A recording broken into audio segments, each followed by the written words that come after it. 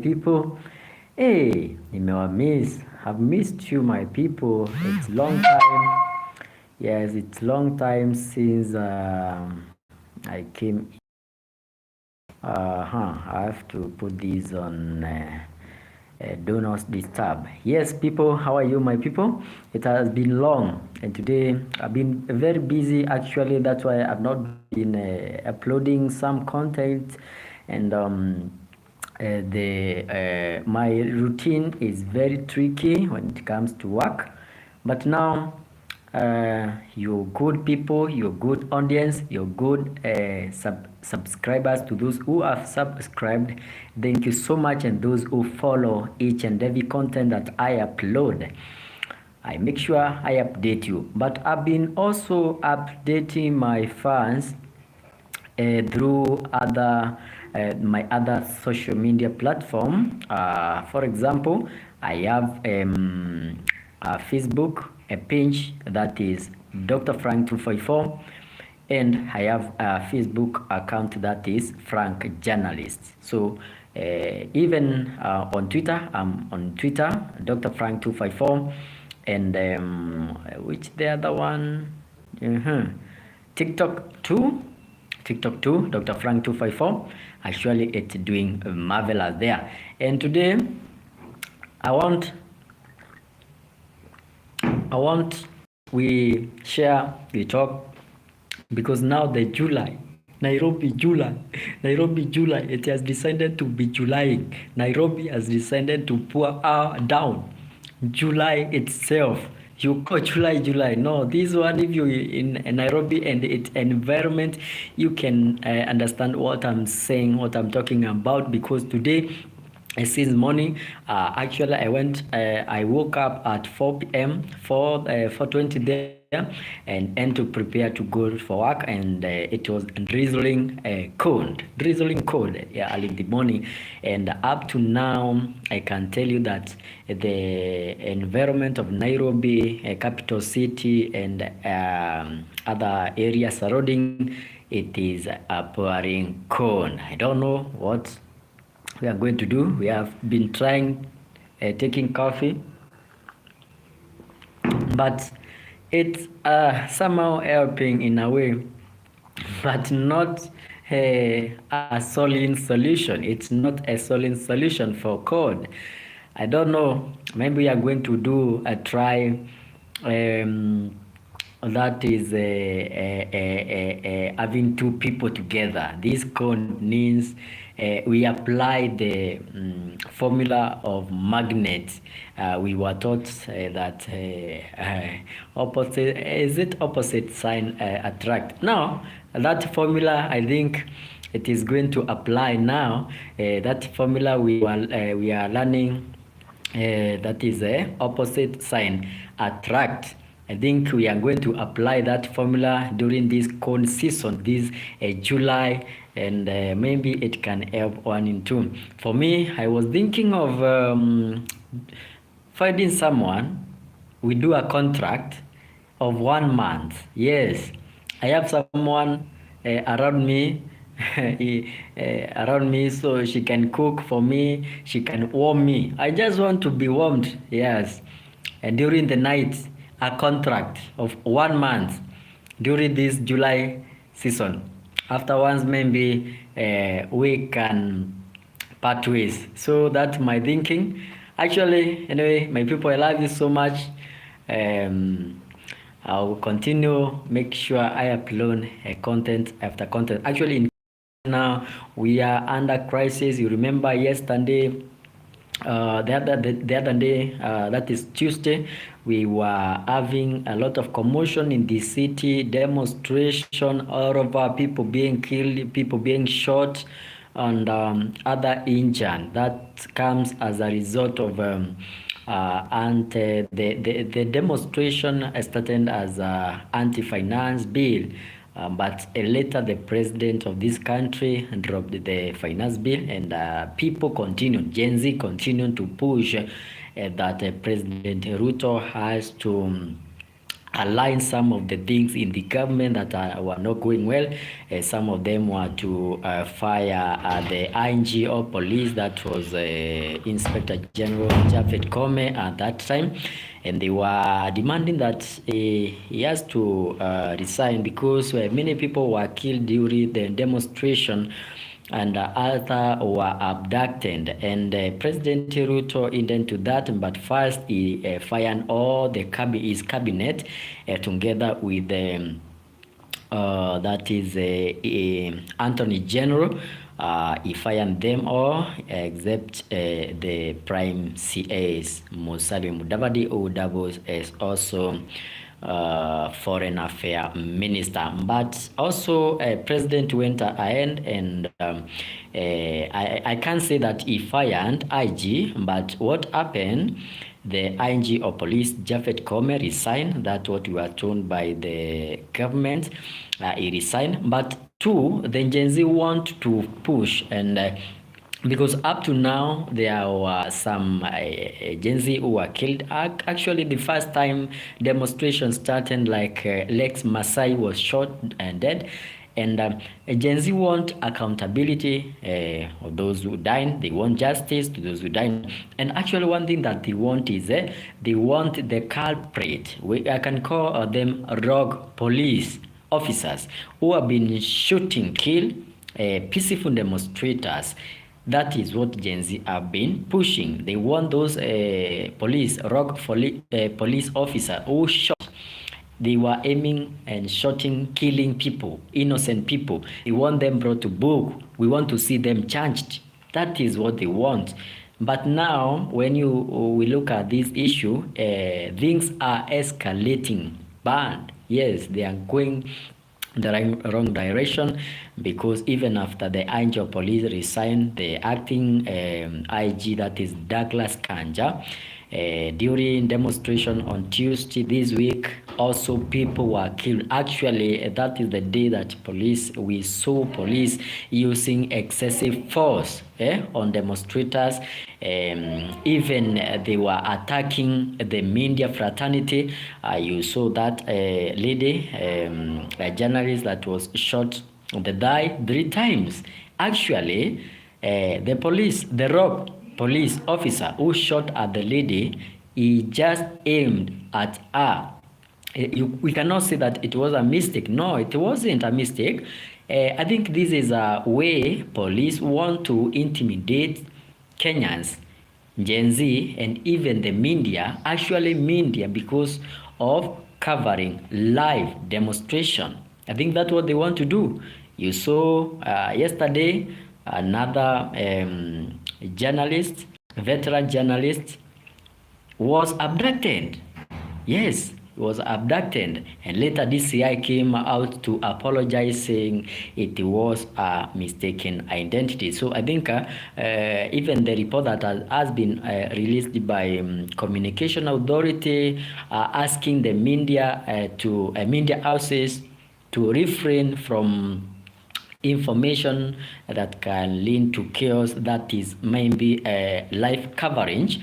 We can see it's like a style being used by government to make sure the media is intimidated, and after that Kenyans would know what is happening, because all the killing that has been happening, all the abduction that has been happening, they have been recorded live. And to say most of those who have been abducted and later released, it is because that they were captured. Their video, those moments were captured and went viral through social media.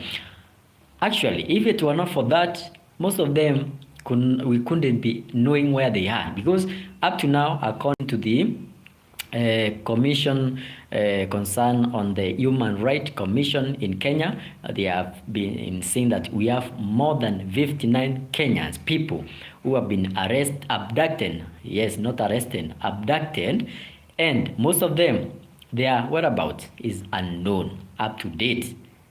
So that means if the media and other people who have been recording live have not been on the street, many people, we could be having a lot of people abducted killed, and even without us knowing where they are. So in Nairobi, we have tension.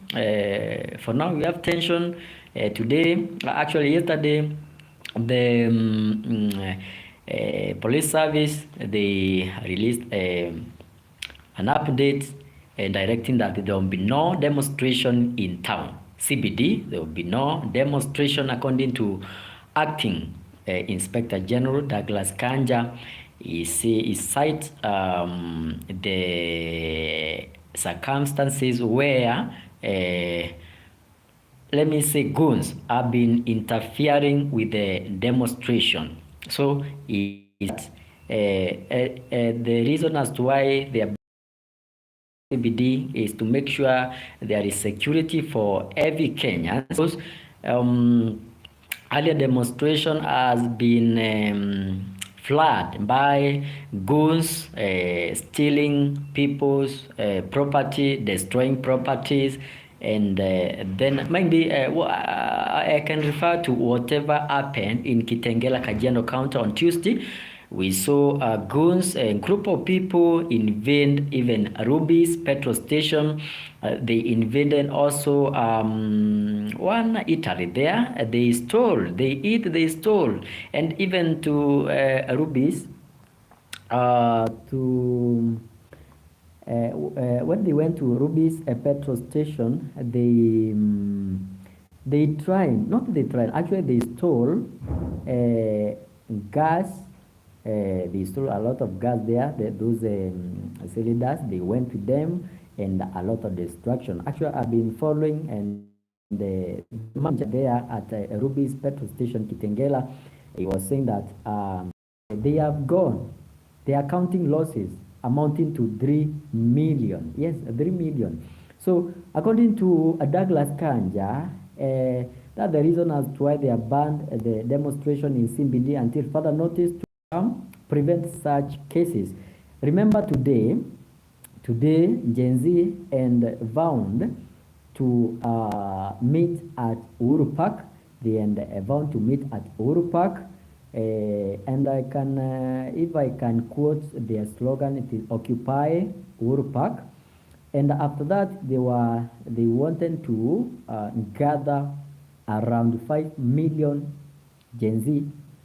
Afterwards, they will march to State House.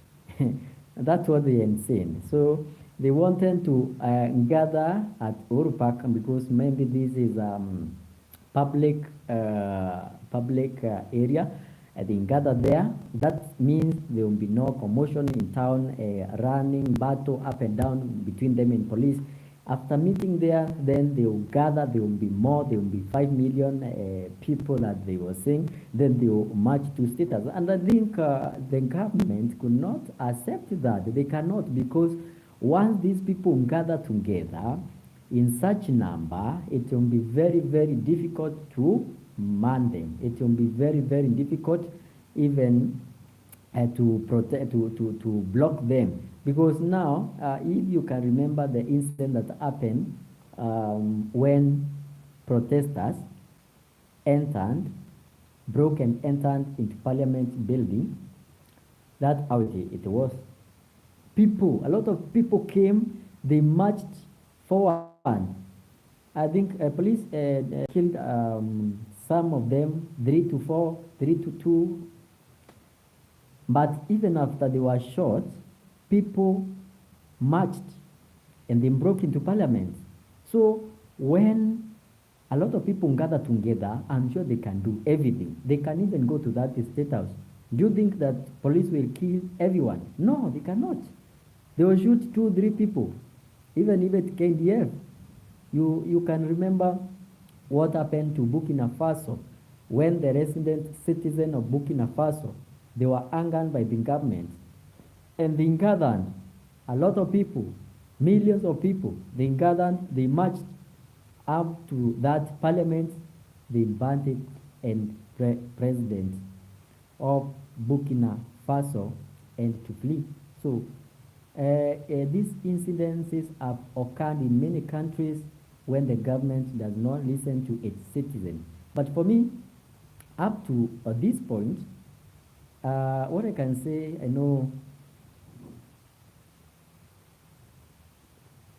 know there is no government that is perfect, but at least what we have seen from President William Ruto, he has trying to listen to people, Gen Z, probably by dropping the finance bill 2024 and firing the CSS. And also, we went even to listen, have a conversation in X space.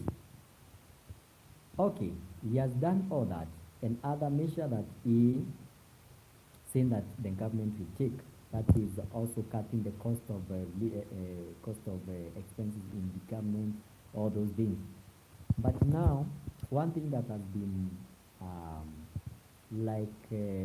pain to Kenyan and Gen Z is how the police have been handling the demonstrators. In countries that have a good democracy like South Africa, you see that when people, citizens want to demonstrate, want to petition their issues to the relevant authorities, police will come, they will escort them. They will escort them. And in such cases, you find no care. Because people will, if they want to go to have a petition, to give their petition, they will carry a petition, they are going to certain office, police will make sure they protect them, they go and give their petition. But in Kenya, what happens? When there is demonstration, maybe people want to go to a specific office, like let's say they want to go to the Ministry of Education or Ministry of Health.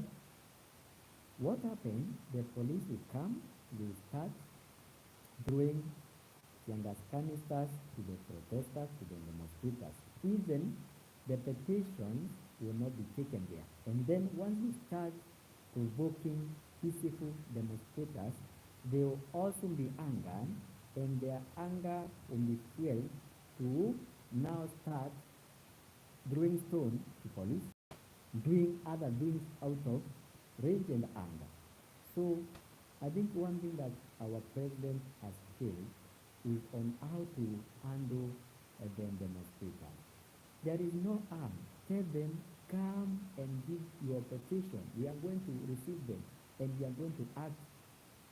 But also, I don't support the issue of saying that the president has to go according to the constitution. It is very hard. You cannot remove a president. Either the way that you can use to remove a president is by parliament, that is a member of parliament like go and give a motion to remove a president. And once that is passed by both parliament, national assembly and senate, that now will apply. But now to say that president must go constitutionally is wrong, unless if the president himself feel the pressure and decide to leave that office. But most probably, if these things continue, it will mean that the government will be very radical and people will be killed, a lot of the chaos, and these things will not end well if we go on this route, because people will be angry, the government will be radical, will be harmed, things will go like that. That open a room for even goons. It will open room for even our neighbor, our enemies from outside country to enter, penetrate into this country and do their lives. And also, we have enemies as country. So when we start fighting inside, those enemies will come.